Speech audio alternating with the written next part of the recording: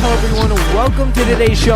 My name is Spencer Walsh. On today's final episode of the first season of Red Alert, we have some great news for you. Opioid epidemic is getting a lot better. In one particular city, Dayton, Ohio. What are they doing and how can the rest of the country learn from it? We'll take a look at some of the solutions they've employed, as well as some of the possible answers and some of the possible ways that could be implemented nationwide. Now, it should be a very interesting final show for you. Really appreciate you sticking with us here on our final episode of Red Alert. So, yeah, back here today, obviously, starting off our Monday morning. Always want to get you some good news for the Monday morning. Really know going into work. If you are doing that, or you're coming home. Or whatever you're listening, I know you want some good news, and pretty much what's going right now is interesting stat here. This is from the New York Times now. They're saying that overdose deaths in Montgomery County, anchored by Dayton, Ohio, have plunged this year after stretched so bad the coroner's office kept running out of space and having to rent refrigerated trailers. The country had a 548 overdose deaths by November 30th of last year. So far this year, there has been 250, a 54% decline. So 548 to 250 is a very, very good sign. It's definitely, it's not zero, obviously, and you want it to be zero, or at least like 10 or something. Like that'd be a really good number. But one of the things is, like, another thing you want to know is like it's very, very encouraging to see like the signs are going in the right direction. Like I have done some reporting here for the Spencer Walsh Radio Network about opioids in the past, and I really have gotten the sense that it is such a issue that really hits home, and it really hits home with a lot of Americans. It's something that, especially in states like New Hampshire, Ohio's another one, some states in the Midwest, some states in Appalachia, they have been really hit particularly hard by this situation, and you really want to see more done by politicians. And we're going to get to look at some of the things that, of course, the doctors think. But first, let's give you an idea of the situation here. So Dayton's pretty much been it's one of those hollowed-out manufacturing centers that Trump likes to talk about. It's been at the juncture of two major interstates. They had one of the highest opioid overdose death rates in the nation in 2017. That was the worst in Ohio. Now it may be at the leading edge of a waning phase of an epidemic that has killed hundreds of thousands of people in the United States over the last decades, including 50,000 last year. Really just incredibly hard stuff. I think like 250,000 overall. It's really awful stuff. Probably one of the biggest problems that we have in our country. It's definitely the biggest public health epidemic that we've had to face. And yeah, for the first time now in years, the number of opioid deaths nationwide has begun to dip, according to preliminary data from the CDC, with totals preceding 12 months, for the preceding 12 months, falling slightly but steadily between December 2017 and April 2018. So yeah, there is signs of encouragement. There are signs that people are finding help, finding ways to get past the situation. The government has helped a little bit in that in some areas and not as much in some others. Let's give you an idea of what's kind of going on here at this point. So, very interesting here. Governor Nan Whaley thinks nothing has had as big an impact on overdose deaths as Governor John Kasich's decision to expand Medicaid in 2015. Probably something he didn't really want to do. He is definitely a Republican through and through. He's everyone's favorite moderate. The media portrays him that way. But again, it's important to look past what he's been thinking, what he says, what he talks about. He always talks about bipartisanship. I mean, a lot of people like bipartisanship generally. But everyone has a sweet spot for bipartisanship. But the truth is here, he has a very conservative record when it comes to things like abortion. And particularly the same kind of sticking points that conservatives use to rally people up. He has a very strong record in them as the governor of Ohio, and it was about a 50% approval rating there, so he's not doing awful. He's kind of getting half the state behind him. So yeah, but what he did here is he expanded Medicaid in 2015, and this is such a huge move, such a good thing that he did here to help the opioid crisis. It gave nearly 700,000 low-income adults access to free addiction and mental health treatment. wow. Yeah, like that's something that can really stop an epidemic. Like that is, again, the key thing that I want to highlight is it really, really helps. If you give people access to these things, they know how to do it.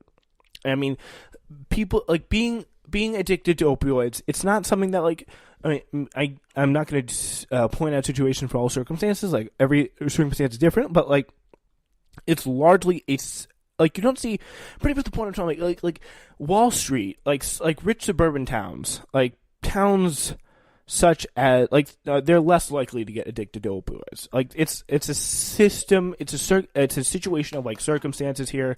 It's a situation where you can kind of picture the area where this kind of thing happens. It's not a very like economically prosperous area. It's an area where there has been like some real problem. Like, a lot of the areas struggling, and especially it's been hard on low income people. Like it doesn't matter, black, white, Latino, Asian. I mean, low income people are the people who are broadly kind of wrapped in by this awful crisis because they don't have the ability to get help.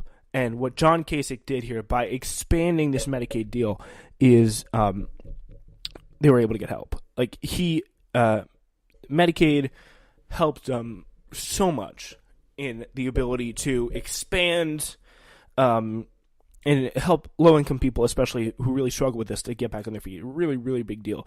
So here's the thing. In Dayton now, that move has drawn more than a dozen new treatment providers in the last year alone, including residential programs and outpatient clinics that dispense methadone, buprenorphine, and naltrexone. The three, I'm definitely saying those wrong, but I mean, if you, they are three medications: methadone, buprenorphine, and naltrexone.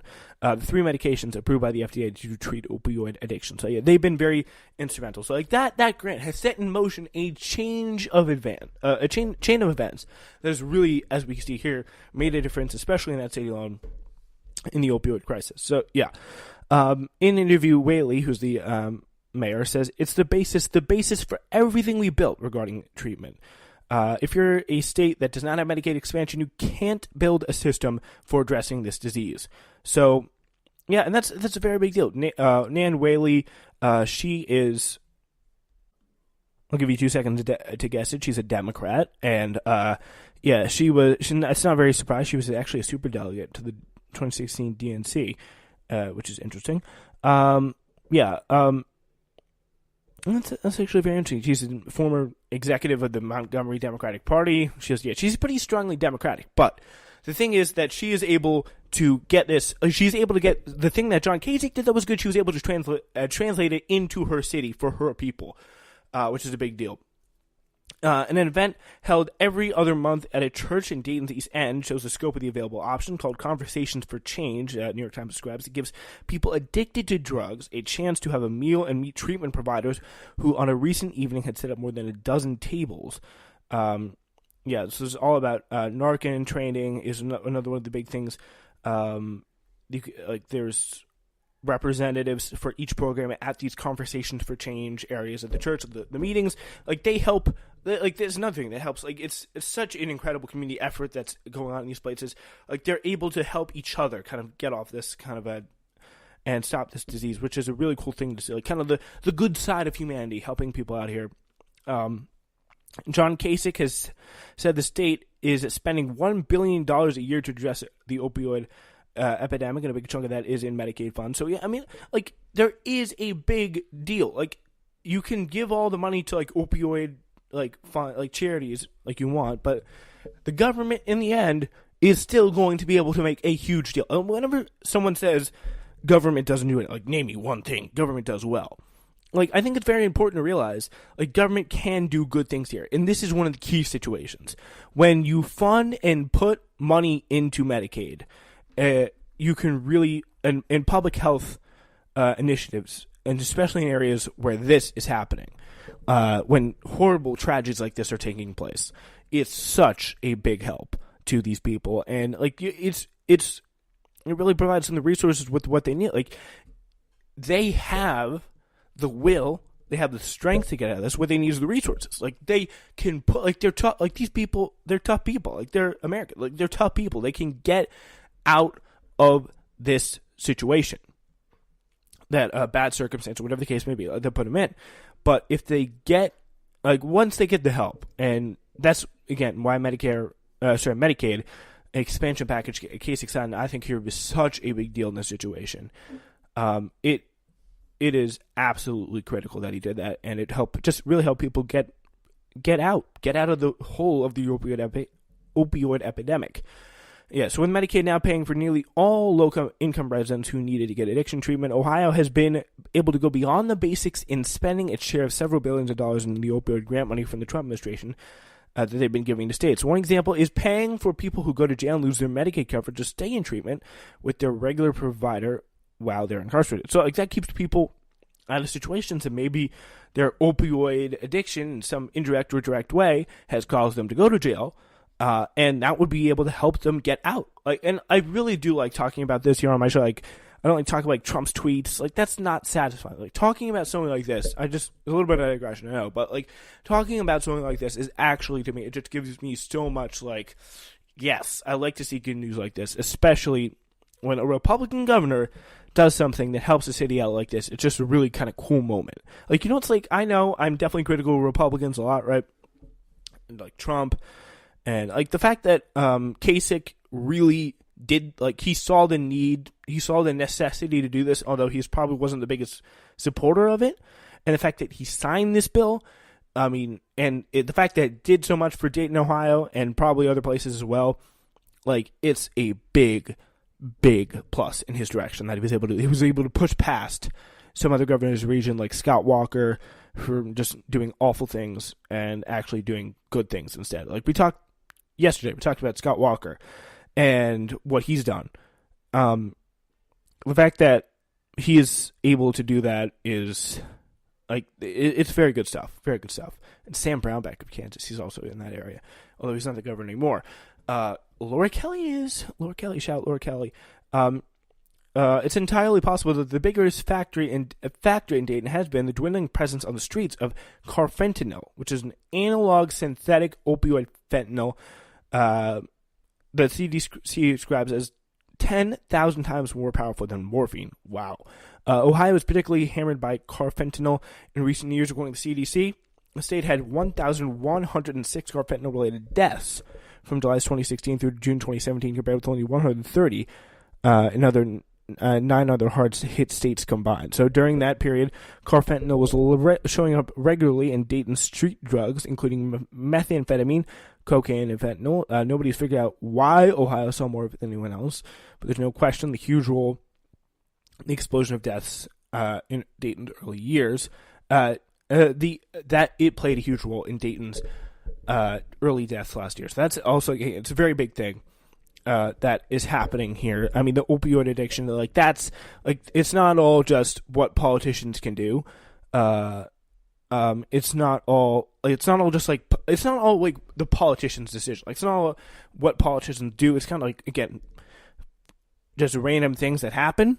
It's the presence of these drugs on the street. It's the presence of the way these drugs are sold. Like, for example, the way the opioid crisis kind of began was the introduction, not from, like, Mexican drug dealers or Colombian cartels or whatever. It was from a little-known company that sold this drug that people went crazy for. They lied and snuck it past the FDA. They faced no regulation for it. And this, again, Purdue Pharma. And we talked about this in the past, if you've heard it. And, like, it's a very great episode of the New York Times, The Daily. It was, like, from this summer, I believe. And there's a reporter that he really gets into on how this whole thing started. I think it's an important way to get context for the situation. But the fact that a politician was able to do something to help this crisis is, and especially a Republican politician, like, and they're not very much open to compromise these days. And we on the liberal side have such a bad look on this, like, outlook on Republican politicians, as just for very good reason, I might add. It's very good to see that they are doing the right thing. Or at least John Kasich here is doing, at least once, the right thing. And let me just say, although this is good news, that the model here done by Dayton, the implementation of all the various treatment networks they had, that church meeting they talked about with all these other, like Narcan training, outpatient